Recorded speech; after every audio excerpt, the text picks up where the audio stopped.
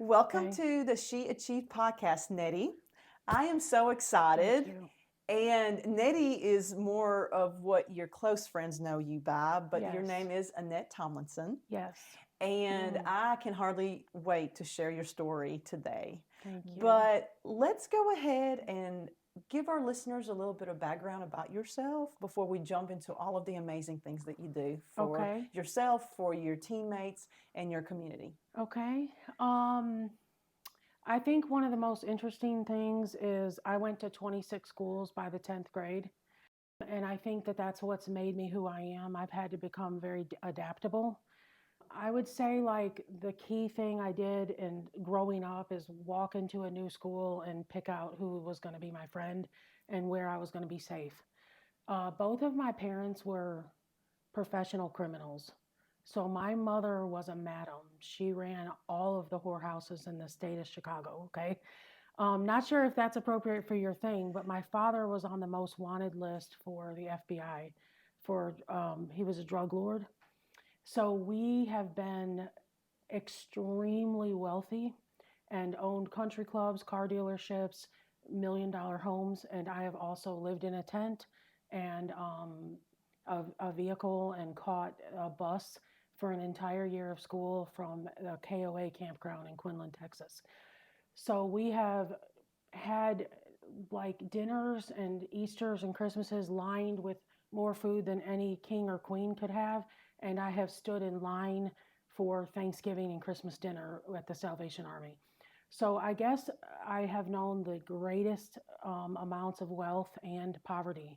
And that is because crime takes you to heights and lows.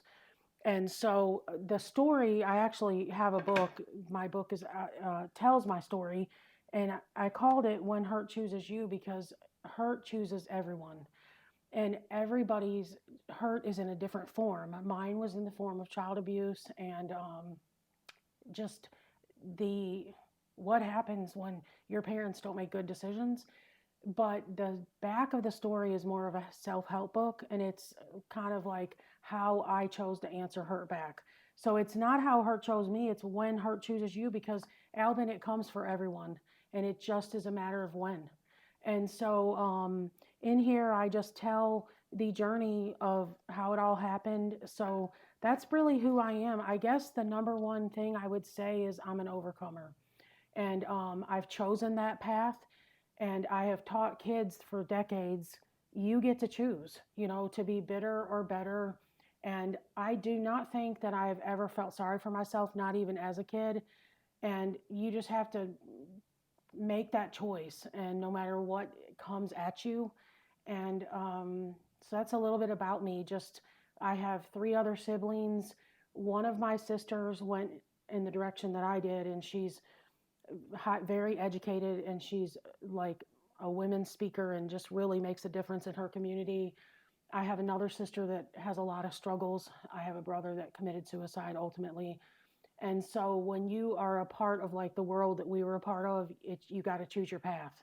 And so many people, you have to choose your path. And I feel like one step leads to another, and it's just choices that we make. And so that's a little bit about just who I am. Wow. Well, Nettie, first of all, that is so brave for you to share that. Not many people shared out right out the gate. I can definitely tell that it has impacted who you are as an individual, and you are a giver. It is so beautiful to see you're a giver, you pour into others, and you really don't allow your circumstances to define who you are. You have overcome so many obstacles, so many challenges. Can we dive a little deeper into what it was like to be a child? Because in those circumstances, being coming from the highs to the lows and vice versa, and what it was like to navigate during that time, because someone who has also experienced traumatic experiences during a childhood, it impacts you in a very different way. But what Mm-hmm. was that like for you? When did you realize that this is not right, or something is off, or Right. like how did it mold you into who you are Um, today? I mean, Albin, when you think about our kids and like me and you, the levels of character and the levels of adaptability that we have, they don't understand because they haven't had to overcome. Um, and my story does have a very good ending with both parents, thankfully. But it was a very young age. I mean, I figured things out very quickly. I have a chapter in my book. It's called Big Money and the Boogeyman. You know, we had big money, we had everything, and the cars, the houses, but there was always a boogeyman, and you never knew when it was coming, what was happening. And so I think I just learned how to survive. And each of us survived a little bit differently, um, based on just how we valued ourselves, I guess. And I think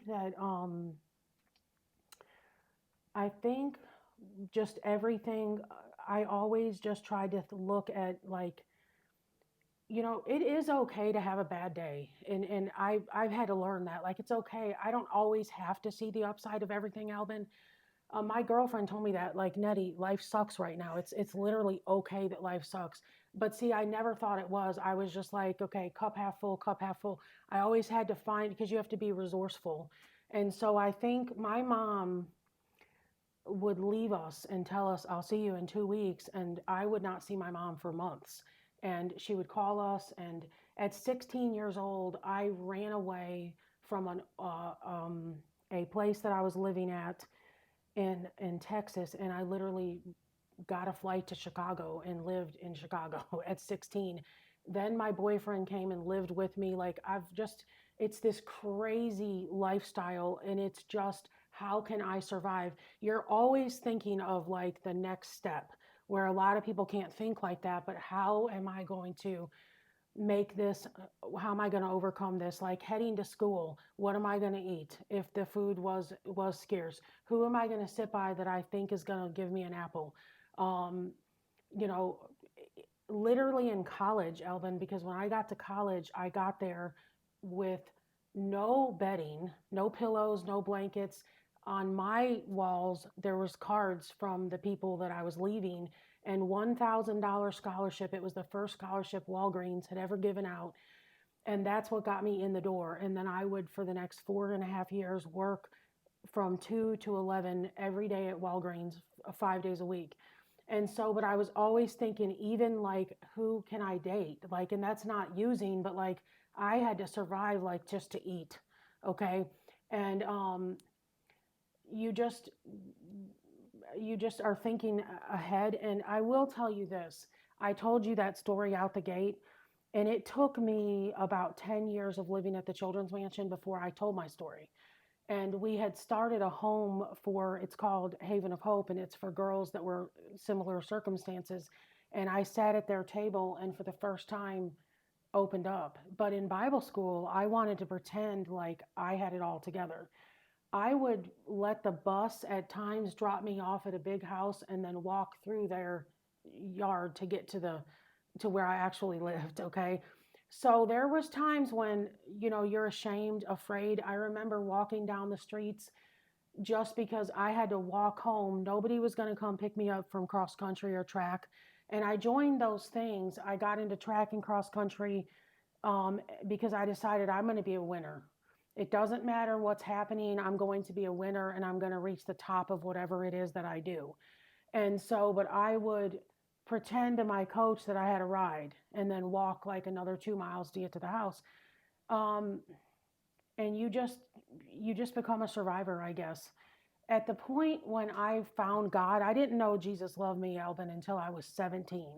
No one had ever told me that. I did not know John 3:16. I'd never heard even Genesis 1:1. And some boys came into McDonald's where I worked, and they invited me to church. And I was like, okay, this is so weird. And I loved Sunday nights because I have a chapter in my book called My Visit to the Happy People's Church, because it was like, okay, the happy people are here again. That's the Pentecostals. They're just like the happiest people. And I'm like, what is wrong with them? And so finally, I call him the chocolate milkshake drinker. He invited me to church, and I was like, okay, I've never been to church, and you don't really want me to come to your church. I'm not really a very good person. I'm not a good girl. And he was persistent and just kept inviting me. And that was the pivotal point in my life where everything began to change for me. But I think the number one thing, and you probably have experienced that, Alvin, is just you are always thinking of how you can survive. Okay. When I left, and we'll talk about that in a second, but like even leaving the children's mansion after 29 years, the next day I'm at visiting a BNI chapter. And before I left, I'm in your thing, because you've got to be thinking ahead. Okay. And how can we survive this? How can we make this work? And we never want our kids to suffer, Albin, but I wish that they could have the level of understanding of just how me and you are just so grateful for literally breath. We wake up and we're just like, because we've survived. Okay. It's a survival, it's just a survivor mentality. But when you have a constant, just my mom was a songwriter, and every part of my life is a song.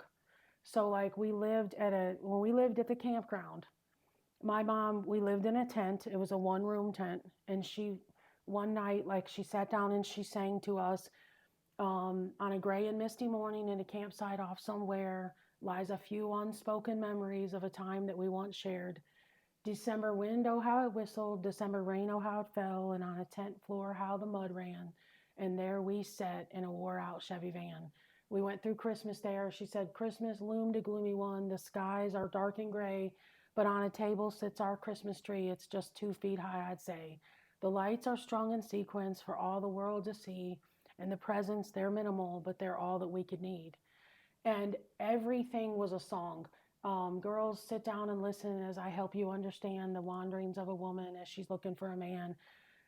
She sang everything to us. She wrote a song for each of us. Mine was called That's My Little Girl. She was born among hard times, and quite a little girl she is.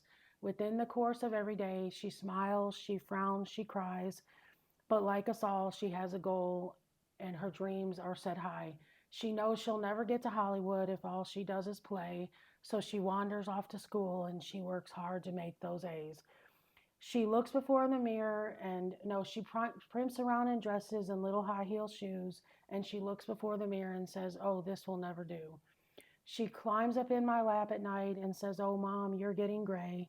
Whatever's going to happen if you'd have to go away. What if there are no dollies or I'm just too old to play? Whatever's going to happen if I never learn to pray. That's my little girl. She was born among hard times, but quite a little girl she'll stay. So, Albin, my mom was an exceptional person. She was turned out, which is what they call in the prostitution world. She didn't even know what was happening to her. My father forced her into prostitution, and she had to become a survivor. But she loved us. She never like purposely allowed us to be abused. Um, and she really cared, but she had 4 kids at a very young age. And so I mean, I think she was like 32, and all 4 of us were living in a mansion. I think grandpa is my grandpa. He's 70, but that's her boyfriend. But I thought he was grandpa. And then I started to understand those things. But you just survive. And I remember just in the 3rd grade, it was like one of the best times of my life because Mrs. Quarter was my teacher. And I just remember there being like way more than enough, and coming home and Mom would like have a snack for us, and she had an apron on, and she'd have snacks, and it was just this comfortable feeling, but it didn't last long. Nothing was ever going to last long, okay? And so you just survive, you know. I don't know, I know I'm all over the map, but our life is just a series of stories and songs. And she has songs for each of her kids. That's and so amazing. I know it's like It's so it's really cool though. Like it's in such a tragic, poetic way. It's what she instilled in you, and as a child, that's your takeaway, and you can remember that so beautifully. And there were beautiful songs. Many people in our area probably most know you for the work that you have done at the Tupelo Children's Mansion. yes. Additionally, you are a photographer and you are very involved in our community, but you also are super successful with the Scentsy.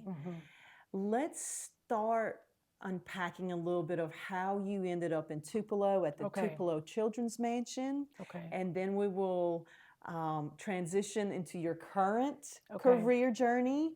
And then also after that, let's talk about Scentsy and what it has meant for you and your family.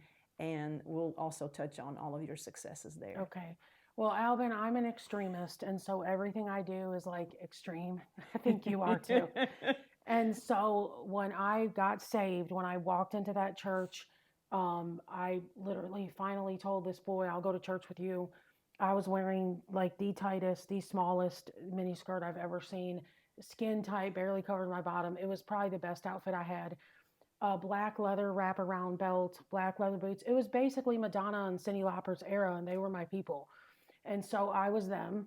But they welcomed me into church with foreign expressions such as praise the Lord and we're so glad you're here. And I was like, this is crazy. So I got into church, and what they did was, and they Bible quizzed. And so they handed me a box of cards and said, go memorize the book of Romans. Okay. So I learned the book of Romans. Like literally to this day, Paul, a servant of Jesus Christ, called an apostle, separating of the gospel of Jesus Christ. And I learned through the book of Romans that it's okay, that like Paul, we do what we don't want to do, and just how you can overcome sin. Through Bible quizzing, I learned about a Bible college called Gateway College of Evangelism, and I ended up going to St. Louis, barely getting in the door because I had literally no money, and made it through, and I got a bachelor's degree in theology and education, Christian education. So during this journey, we traveled a lot and spoke and sang and stuff. And I went to Salt Lake City, Utah, to a conference with my Bible school. And the Tupelo Children's Mansion was there. And Eric Burton, who pastors a church here in town, the Sycamore, he had just been adopted by the vice president of Tupelo Children's Mansion. Their booth was pretty close to our college booth, and he walked up to me, and I was like, what is this? He's like, it's Tupelo Children's Mansion. We are an orphanage in Tupelo, Mississippi, and I'm Eric Burton. I just got adopted by Ken Burton. And I was like, okay, what? So Eric Burton was the reason I left. I literally, Albin, got a college degree and moved to Mississippi. Although I had lived all over the United States and many other states, especially Texas, Florida, Wisconsin, Illinois, I had never been to Mississippi. And these kids, I had no car. I didn't even have a license. So I think I was 22 years old when I graduated from college, still no license. These boys packed up the little bit of stuff I had, and I moved all the way to Tupelo Children's Mansion. I applied to be a teacher because I had a teaching degree. But after they talked to the president of our college, the decision was made that I would be like giving tours, being their photographer. I didn't own a camera, but the school had one, and they said she's our campus photographer. She's the yearbook editor. And somehow Ken Burton decided that I would be the campus photographer, and also I started planning the tours. And so here I am, and I'm like, okay, all of this stuff happened to me so that I could come here and help all of these other kids. So I have been blessed, Albin, and I'm talking about beyond measure, to look in the face of hundreds of kids like me and Eric and say, you can do this. You can literally do this. You get to choose. And like when the last graduating class of 2021 that I feel like I really impacted, 2021, that was my son's class. I had them all come in my office, and I said, I want to give you guys something. And I said, it's a big gift. And they were like, well, what is it, Sister Nettie? I said, and I gave them a blank piece of paper. And I said, this is what the world has for you. And they were like, what is it? I said, nothing. I said, you go and you make. No one owes you crap. Nobody owes you anything. You do not have the right to think, okay, everybody's been buying me presents, so what? You go make your path, you go make your life work. And I think just that survival in me has been able to, like, the thing I'm the most proud of everything in my life, Alvin, is all the kids who we have helped get married or helped. There's a girl named Lori Ann Dillon. She's in our BNI chapter. I remember the day she arrived. I remember her pulling up to the campus. And so there's just so many people, kids in the community even, that are business owners that I was able to house parent or just impact.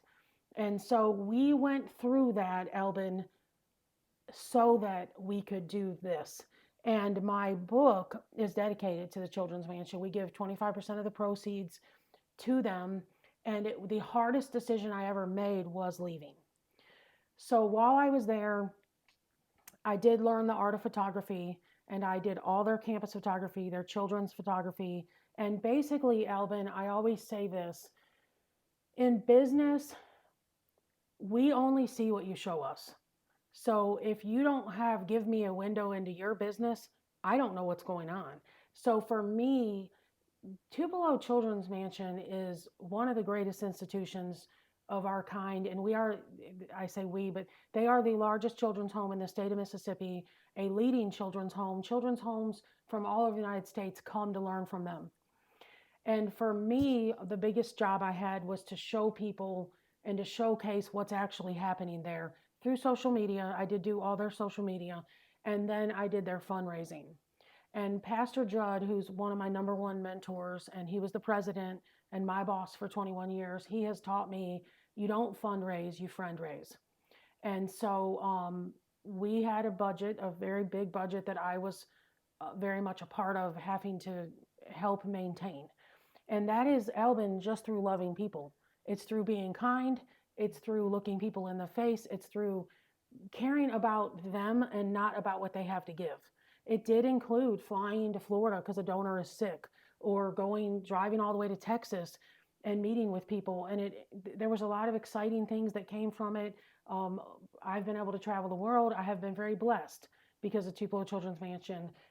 But it's basically just impacting people's lives. And through that, there's a joke, Albin. If you are going to be a sponsor, you're probably going to buy some Scentsy and have your picture taken. Okay. If you're my friend and you become my friend, you're going to find out about the Children's Mansion. Okay. And buy Scentsy. And so everything goes hand in hand. So even though we worked good 50, 60 hours a week, in that time, I was able to build a business. We actually had our school burned down because a teacher had left a candle burning, and it was an accident, but we had to ban candles.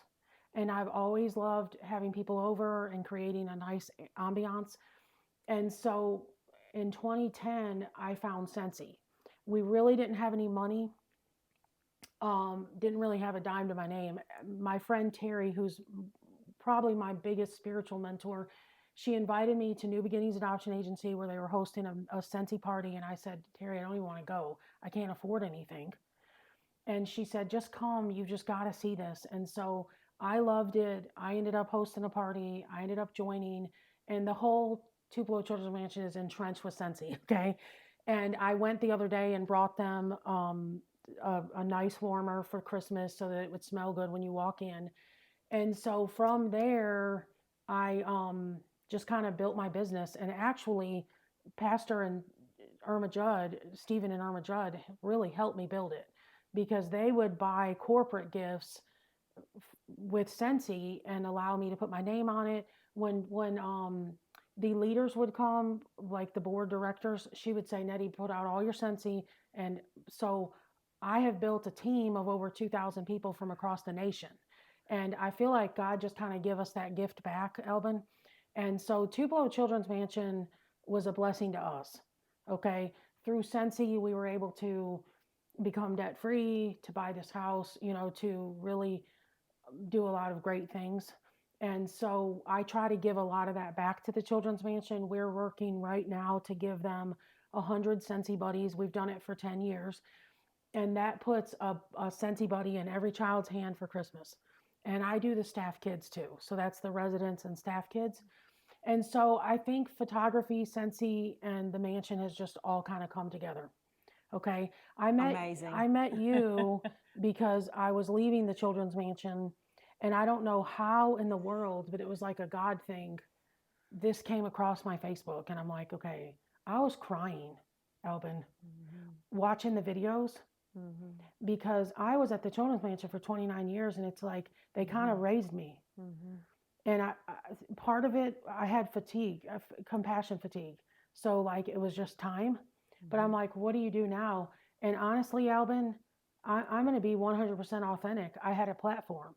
It's hard to leave a platform when you are basically the face of the mansion. And I'm not saying that to bring myself up. That's what Brother Judd says. Nettie is the face of the mansion. So if you come to the mansion, I'm usually the first person you're going to meet. And on social media, just leaving the big donor base was a difficult thing. So I stepped out of Tupelo Children's Mansion on May 31st, and somehow through your group, the women entrepreneurs, and another friend, I got invited to that B&I chapter. So on June 1st, I show up there, the day after I've left, and it just all kind of became transformative with one thing after another. Okay. So we've done a lot of, because fundraising is kind of in my blood, it's actually how I've built my other two businesses. My first big break with our community, because Tupelo didn't really know who I was. Some big players did, of big organizations like, let's say, Lisa Hawkins, because they were donors. But in general, at the Children's Mansion, it's almost like a world of its own.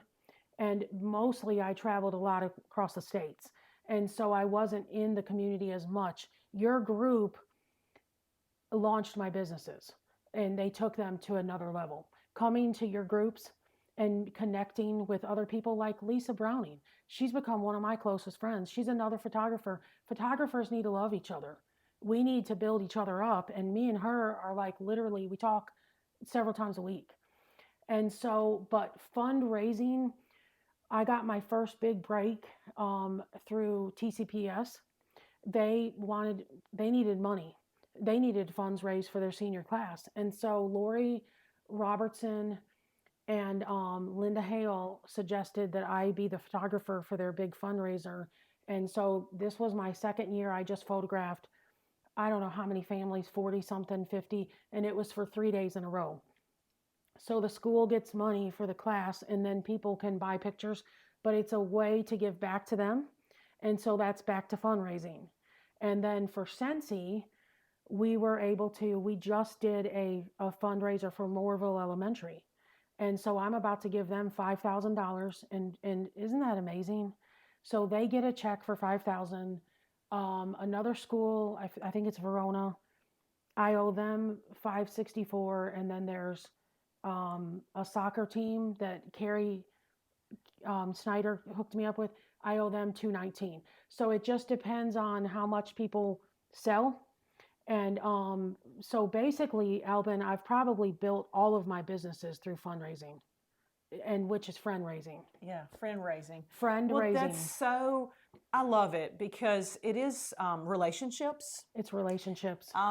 It's definitely your work ethic and other opportunities that present, but a lot of times it's the relationships that open the doors. And you have taken that opportunity literally by the horns and made the most out of it. There's two things I want to touch on. Okay. The transition from the Tupelo Children's Mansion to photography, and what a leap of faith that was. But then I also want to hear about your successes with Scentsy and some of the amazing things that are coming out of that. And I know it's going to feel a little bit like bragging, but Okay. I want our listeners to really understand your journey in a more significant way, that if you can do it, they can do it too. Right. Well, Albin, I was virtually terrified. And my husband and I both left the Children's Mansion. So we stepped into a completely unknown world. Backing up, like, we don't have parents. We have no one to rely upon. If I would not know, I mean, I know I have a lot of friends. but I have never called on a single soul for like financial help. And so we have always had to make our own way.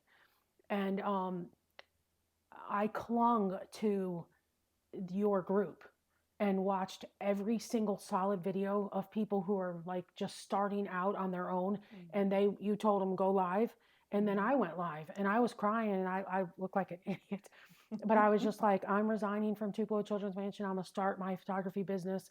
And it was literally the scariest thing I've ever done. And at first, I literally didn't know what to do, because you are so used to your job telling you what to do each day. And it's like, what do I do? Like, I'm used to having to get up at like 4 or 5 o'clock in the morning to keep this up.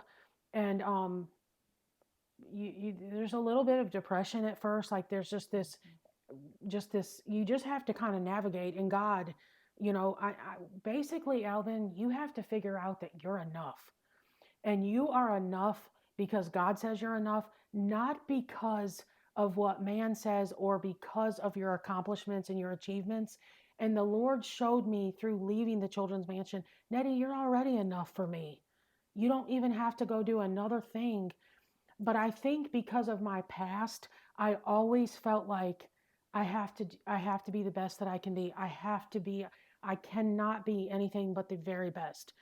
And I learned, Albin, that whether I become one of the top photographers in the city and I reach the top of Scentsy, it's knowing who you are in God and knowing who you are in Christ.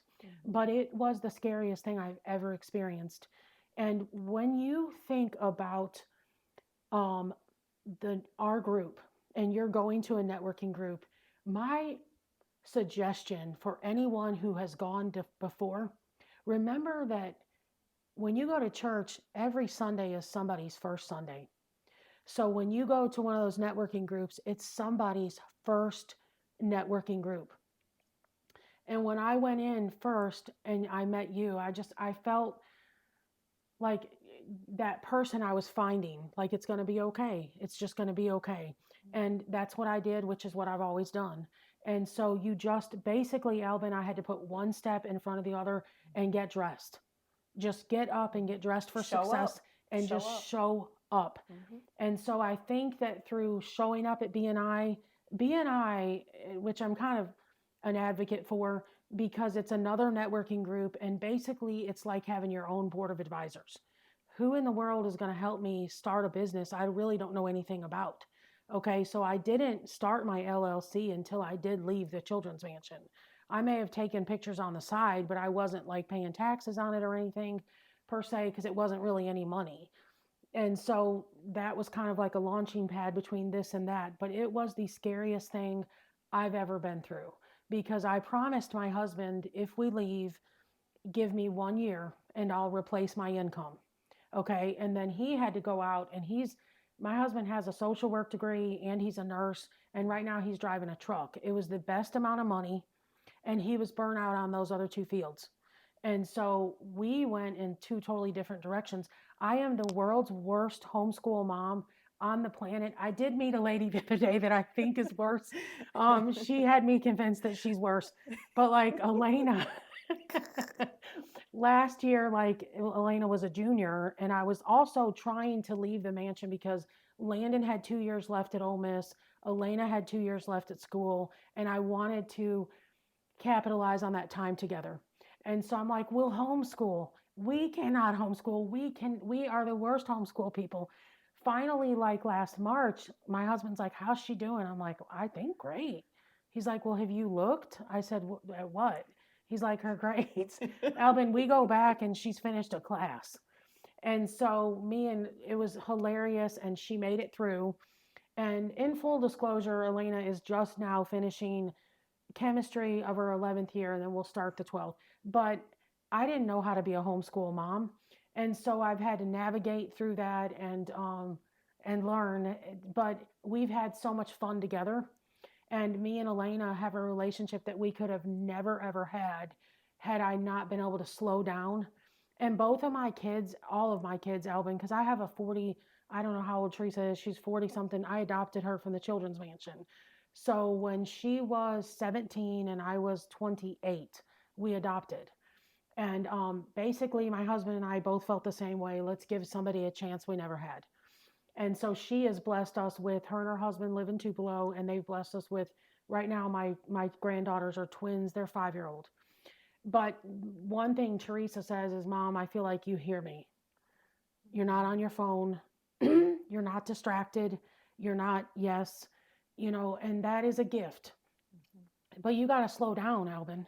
And I've leaned into that and found a couple new mentors like Jay and Demetra Carney, our pastor. They don't pick up their phone. If you're with them for 3 hours, that phone is going nuts and they are only focused on you. And so I've learned some things like that along the way. But, back to you're asking me, like, it's the most terrifying thing I've ever been through. It's scarier than me living on the streets and trying to survive. Leaving basically the children's mansion. Albin, I remember the day that I realized what a laundry basket was and just what a down comforter is and just some of the finer things in life, like a laundry basket isn't, but for me, laundry, just put it on the couch. My girlfriend was like, you could put it in a basket, Nettie. I'm like, that's so cool. But when you make a big career path change like that, and Albin, here is the deal. I never left that place because, not just because it was a calling, because I had a lot of chances. When you've lived the path we lived, you hate change. So my kids only went to one school their whole life. I wanted to give them what I never had. And I thought that this would be the worst thing that ever happened to them. But Albin, now they have a little character and they've been through a little bit. And actually, their growth level has been astronomical because they were stifled. And so being forced out into actually the real world has been the best thing that ever happened to both of them. Having to stand on our own 2 feet, having an anchor besides just holding on to something that's secure. Yeah. Well, it's the known, right? It's constantly, the known. You swapped your known for the unknown, and it's terrifying. Scary. And, but it's also a beautiful thing when you jump. And then it takes a minute or a little while to figure it out, but you did all the right things.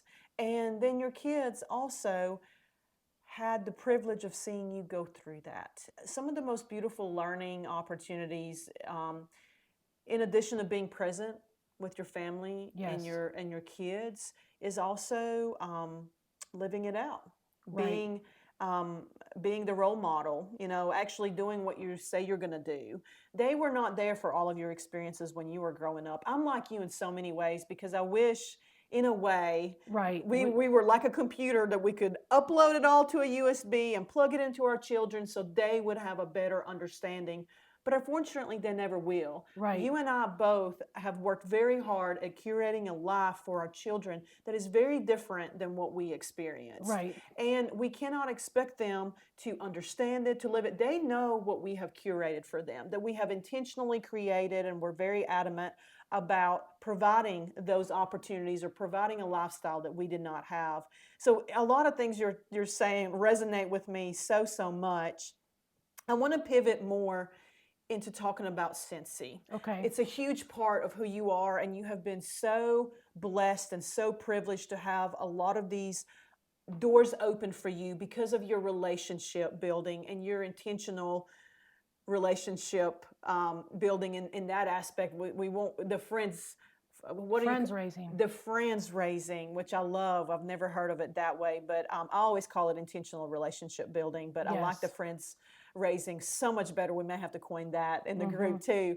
But talk to us about the successes you have been able to achieve and some of the most recent momentous events that have happened with all of your work with Scentsy. Okay.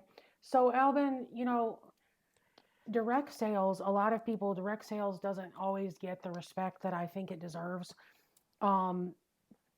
Because you can join for $99, or sometimes for free or $15. And so it's a powerful thing. And the reason why a lot of people aren't successful in direct sales is because they don't stay. They join the next thing, and they don't stick with one thing. I think what we have been very blessed. We are in, I think, like My team, I believe, is in about 7 different countries, and we are across the United States. We have over 2,000 people in our team. We are 7 levels high, and finally last week I reached the top of the top, which is superstar director, and it felt unachievable pretty much all of my life. As much as I believe you can do anything, I do not know if I believed I could do that. And so, but I will not say that I hit superstar director in 13 years. I actually hit it in a year because I made up my mind. So here is the deal. Across America, most churches never grow. You have the big churches, the mega churches, but 80% of all churches have 59 people in them. And I'll tell you why. A leader can lead about 59 people successfully. The power of a true leader is somebody that can create a cosmic thing to where you're not just a leader, you're building leaders. So and someone told me once, and it was the most difficult thing I'd ever heard. She said, Nettie, you're not building leaders, you're building a cheering squad. And I didn't like that, Albin, but it was true. You can be a leader. Albin, you are the opposite.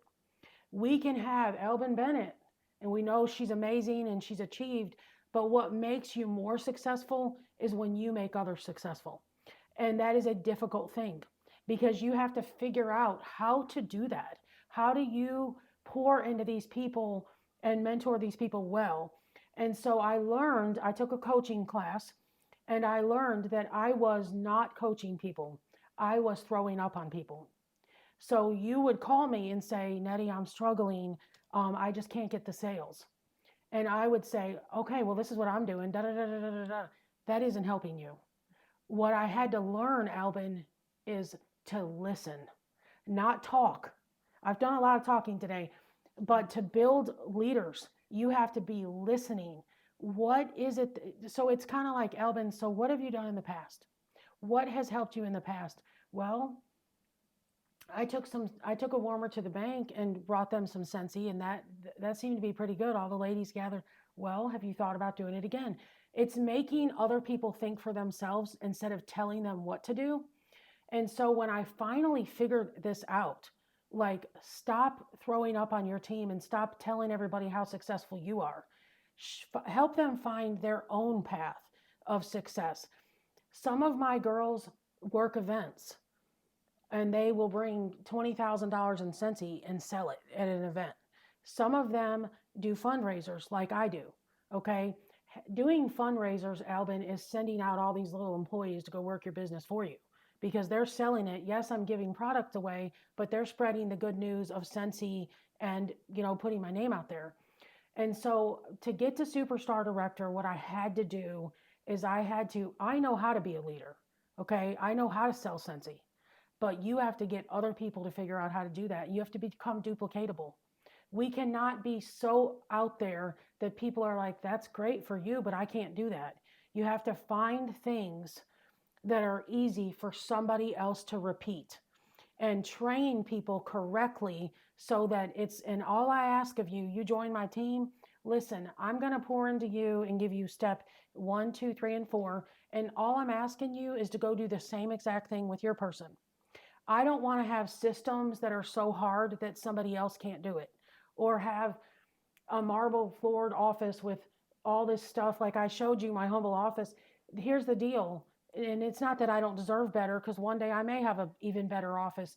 I don't want something that looks so hard to reach that someone else can't reach it. Okay.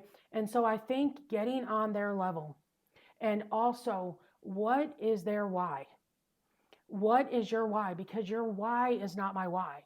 And your why is always changing. When I joined Scentsy, I wanted $2 to go get a Starbucks without guilt.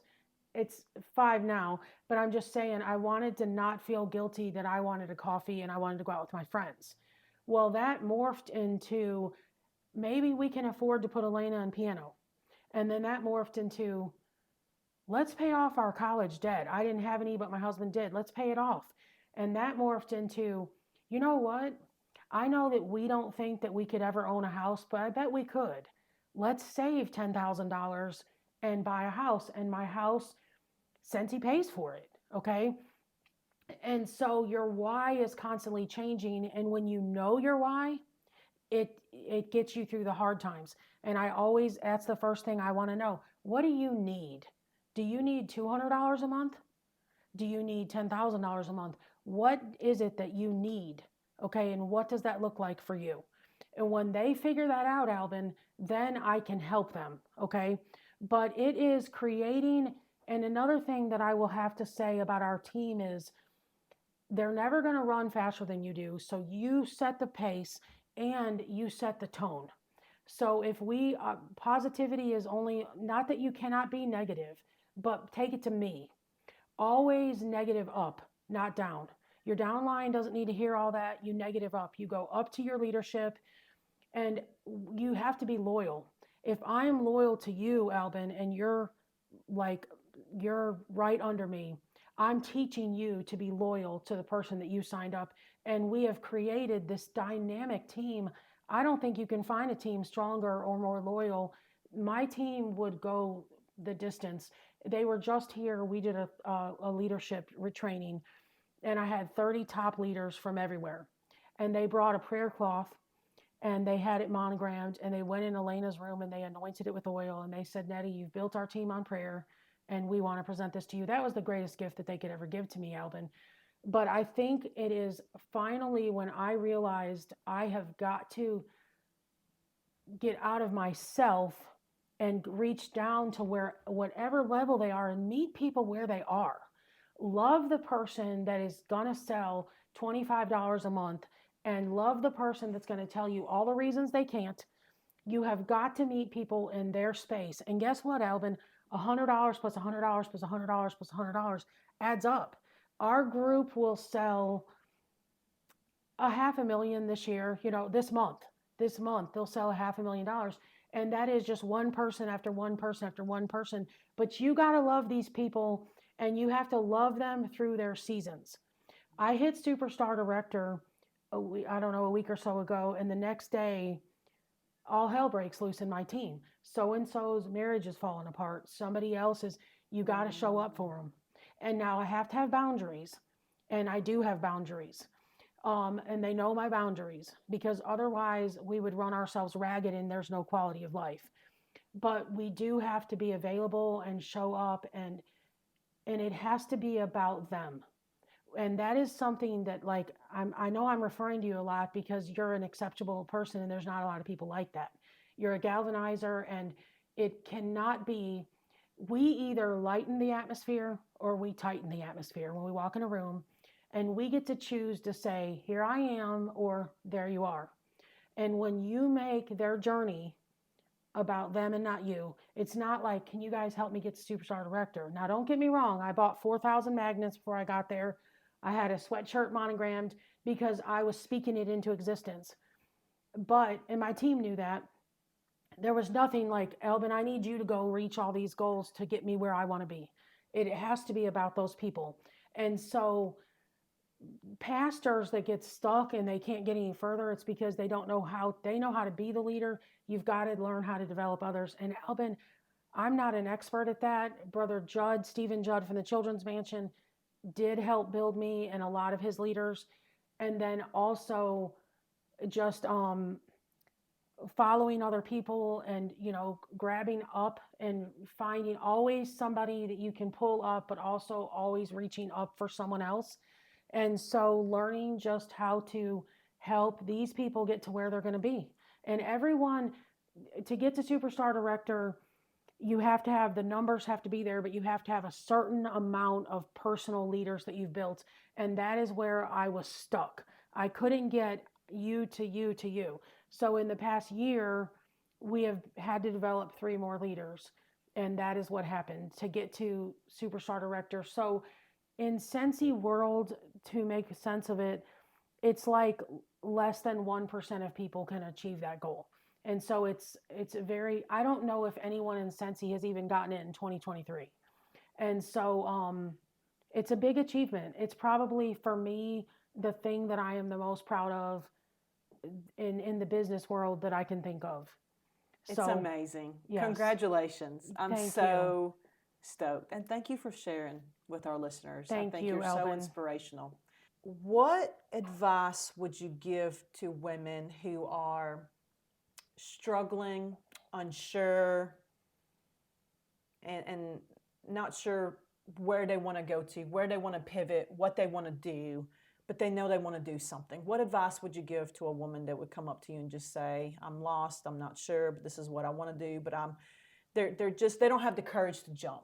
Okay. What advice would you give to a woman?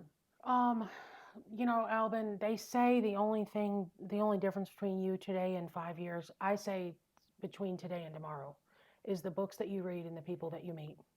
You have got to put yourself out there. You have got to be vulnerable, authentic, and honest. And when you do that, and that was difficult, like I feel like I was honest with that group. I literally feel like your group, and I haven't been to tons of them, but just I read every single thing on there. You have to educate yourself. You have got to educate yourself about your field, about whatever it is, and you've got to, if you think that you can do anything alone, you can't. And so it's the people that you meet and it is the books that you read. You and I are probably a lot like this. Every day I have to lead the lady in the mirror, because if my cup isn't full, how can I fill someone else's? And so that would be the number one thing. Find someone else that is the best in the field. Find somebody else that, I met Aaron Adams. Everyone knows who Aaron Adams is. I guess he did know who I was, but I just had to be like, hey, Aaron, tell me how you're doing this. And just don't be afraid, and just you are afraid. And maybe I will say this, fake it until you make it, and just go in scared, do it scared. I know there's a book called Do It Scared. And if you do not pour into yourself, there's no way you can grow. We can't grow what's not watered. And so you have to, and for me, Albin, I wasn't as concerned today that the house is clean with you being here as I was, have I prayed? Because I need the anointing. For me, everything is about the anointing. And so, where is your source? Whatever that source is, grab onto that source. Mine is the Lord. Some people, they wake up, I've got to go to the gym, but I also have got to talk to God. And so, just go do it, and you can. And you know what? Pastor Carney said something. The mansion had thrown a banquet for me when I left. And I was just like, my life is over. Like, this is insane. Like, I'm 50 years old. What am I doing? And Jay Carney, he got up at the banquet. It was at the country club. And he said, Annette does not believe this. She doesn't know this. But actually, the best is yet to come. She hasn't even lived out her best. And I was like, okay, really? Albin, he's right. And I didn't have a clue. There was no going forward. I literally had to leave.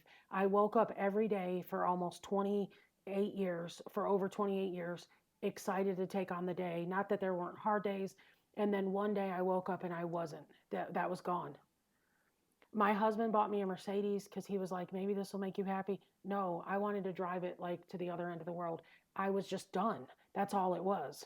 Is that chapter was finished, and God almost had to like come down himself and say, you can leave, because I thought they would bury me in the ballpark.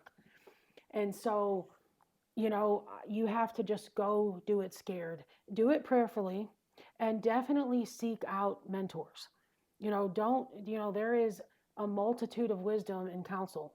And so seek out a few people, not people who are going to say what you want to hear, but people who are probably not, they're going to tell you the actual truth. Okay? Mm-hmm. And so find those people, and you can do it. Anybody can do whatever it is that they set their mind to, if they're willing to put in the time, and the work. I mean, you and I both know, like, nothing's easy. Mm-hmm. We have to put in the time to become where we are, like in Scentsy. And I led a big Zoom last night for Scentsy. You have to eat, sleep, and drink it. It has to be what you're thinking about constantly. It's okay if you're not thinking about it, but that won't take you to the top. Okay? So they have to decide at what level of commitment are they going to make, and you must have people. Okay? Nettie, you have touched on so many things today. It's been amazing. What is your next? You have achieved so many things. You've had a successful career. You've pivoted into a new career. You are top notch in Scentsy. You have a book. What is next for you and what you want to accomplish next? I think what is next is I'm trying to make some decisions about my photography. I don't know what is next for that because I feel like that is actually in a really good place. We don't really have to advertise, that is just there. Okay. I am working on a book. This is When Hurt Chooses You. And my next book is called How Hope Changes Things. Because even if you don't have God, Alvin, if you have a glimmer, a sliver of hope, you can survive anything. Okay, it just a sliver of hope. I remember sleeping on a tent floor and looking out and just seeing the Christmas tree lights and just feeling that one day I was going to be a star. And my mom said, "What are you thinking about?" I said, "One day I'm going to be a star, just like the lights on the Christmas tree." And she said, "You already are." But in that moment, and that day and that night, I felt hope. I felt like there was hope. I had no money. I didn't have the clothes. We didn't have anything, but we had hope. And I remember us sharing a can of green beans or bacon beans and us fighting over it. And I remember us getting into a house and we got a bunch of groceries, and then the next day the landlord saying, "You guys got to leave, we can't keep you, here's $100." But I would always just have to find one glimmer of hope. So my next book is called How Hope Changes Things. And then with Scentsy, I've told my girls, okay, Labriska, you've built a director, now you're going to build a second one and you're going to be a star director. Elizabeth has built one director. This is not like, it doesn't have to just be me. And so for me, my goal is next year to have some star directors, not just directors, and then to build superstar directors. It doesn't have to be just a few people at the top, but somebody has to believe in them and tell them, you actually can do this. Somehow, Albin, I did have Debbie Pitts Palmer. She's not my superstar director, but I didn't really know my sponsor. And so the toughest part, I would say, in the direct sales for me was having to figure out how to build this alone. And so I never want anybody to ever feel that way, but I want to help build leaders. And so that's probably the top two things is to basically to write a book, you have to spend an hour a day. This one we wrote in 3 months. And I say we because my sisters, my father, everybody had a hand in it because the number one thing that mattered to us was that it was 100% correct. There's no reason to um, add margin or add any exceptionalism to the book because there was enough sensationalism in our life already. Okay, so we didn't want to add anything. And so probably I would like to write another book and actually get it out there this time because I've learned how not to become a bestseller. Okay, and next time I want to become a bestseller. We sold hundreds and hundreds of copies that we signed and mailed. That is not how you get a bestseller book. You give the book away on Amazon and you have people read it and give you a 5-star review before it ever launches. And so I learned a lot of that. And so I would love to write a best-selling book and actually get it out with some real publishing, a much bigger platform on that. Because Albin, if you have something that's going to change people's lives, why do people write a book that they're just like, nobody has to buy it? I don't want to write a book that nobody buys. I want to write a book that's going to actually make an impact. And so not just, and part of that book was to like, so you do leave a legacy for your kids so they know this is where we were, this is what mom overcame. But it's to show a lot of other hurting people that they can overcome it too. And so now this other one is just, I don't know what to tell you. I don't know how to fix your situation, but there's hope. And if I can put hope in your hands, and I've seen So many kids at the Children's Mansion, they show up, they don't know who God is. But we don't start with that. We start with just, can you wake up tomorrow? There is hope. There is hope. And so that would be my two things. Oh, that's so exciting. I can hardly wait to watch you grow and watch your journey. And I have a feeling we'll be celebrating you a lot in the near future. I appreciate that. If you could tell one thing to your younger self, what advice would you give? Definitely stand up for yourself. When you've been abused, you almost wear a sign, abuse me. It is something that is the craziest thing. Um, it's almost like a badge. It's so weird. Like if you have been, I was raped on my 13th birthday, and then also when I was 18 by a stranger who walked in our house. When I was in Bible school, they found him because he was the TV repairman, and he had been doing this so much that he got caught, and they found out that he was the one that raped me. I didn't want to press charges. I didn't go to court.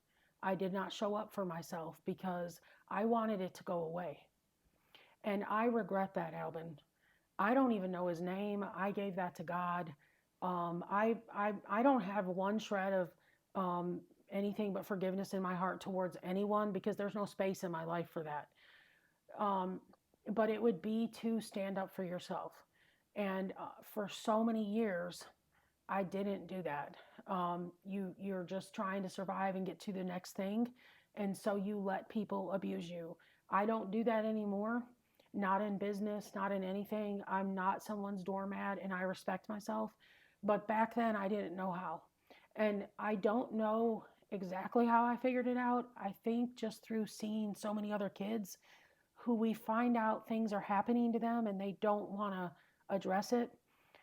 Be true to yourself and just stand up for you.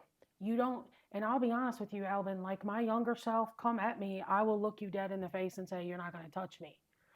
But I didn't know how to do that. You're frozen and you are paralyzed with fear and you think nothing of yourself. There was always this internal confidence that I had where I did think something of myself, but not what I have now. And so when it comes to that level of abuse, I just allowed it to happen. And I hate that I did that. But that is the thing that I would tell myself. And that is the thing I tell so many kids. You don't have to be abused. You do not have to choose that. And you also, the number one thing also, I didn't do this thankfully, but I think what holds people back more than anything else, Albin, is why are we living in your childhood? Overcome it. When hurt chooses you, but the second part is how I answered hurt back. Choose to look it in the face and say, you do not own me. I'm done. And so that would be just the number one thing is just stand up for yourself in every area. Thank you, Nettie. You're That's welcome. Very powerful. This is the end of our segment. Okay. But I want you to pause and take a moment. You have shared a lot of wonderful, inspiring, motivational, encouraging things today. But I want to leave you, before we end our conversation that's recorded, I want to be sure there's nothing that you left on the table that you felt like maybe we didn't cover or maybe that you didn't get to say. I know you poured out your heart today, but I want to give you that moment before I make the closing remarks.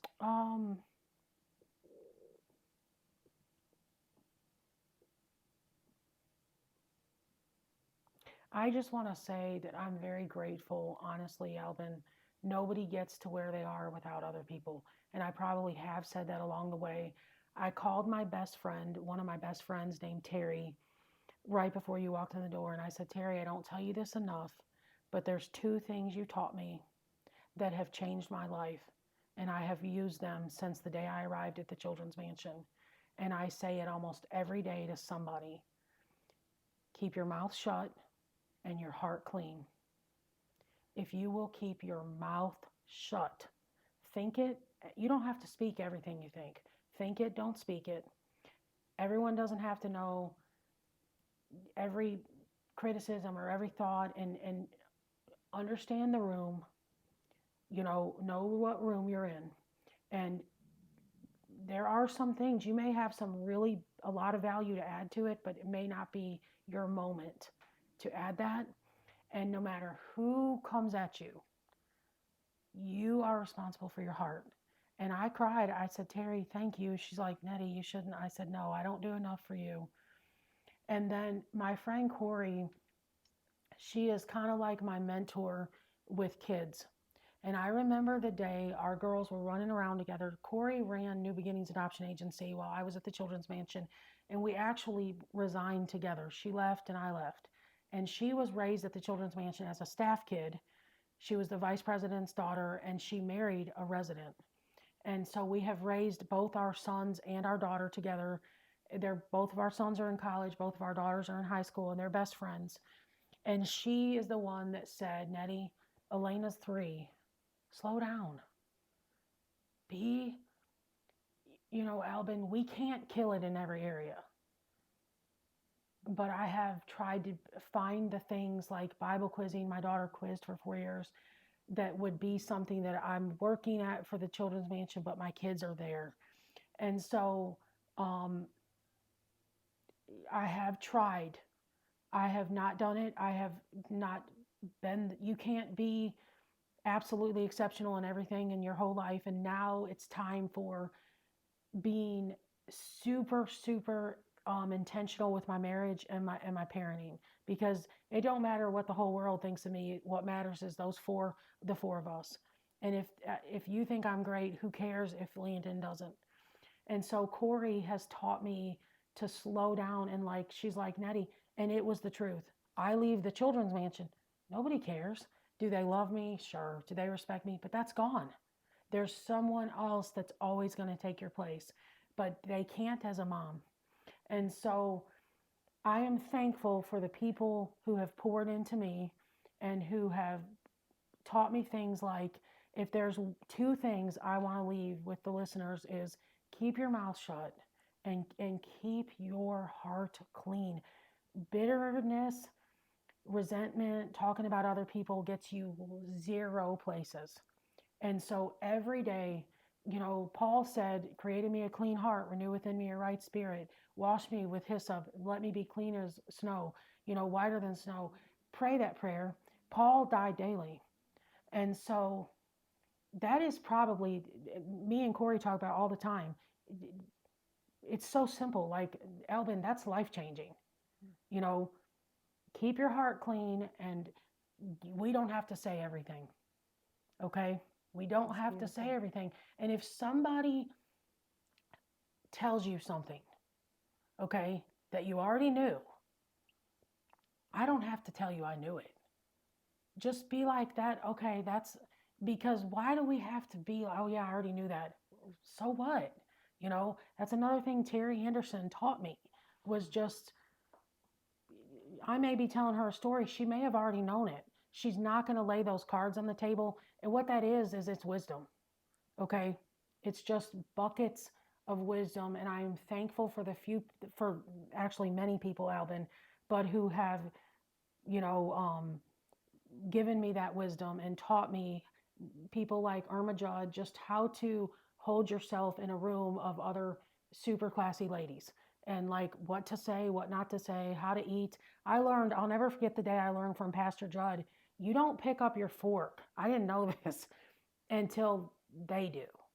So they may have gotten up to go to the bathroom, they're serving, don't pick up that fork and start eating salad until the host has picked up their fork. You learn those things just by watching, okay? But I'm grateful for all of the different people who have poured into my life and made an impact on my journey. So thank you. I love you. Nettie, I love you. This was fantastic. I can hardly wait to share it. So thank you so much for being here with me today and making time to visit with me and share your story. Thank you.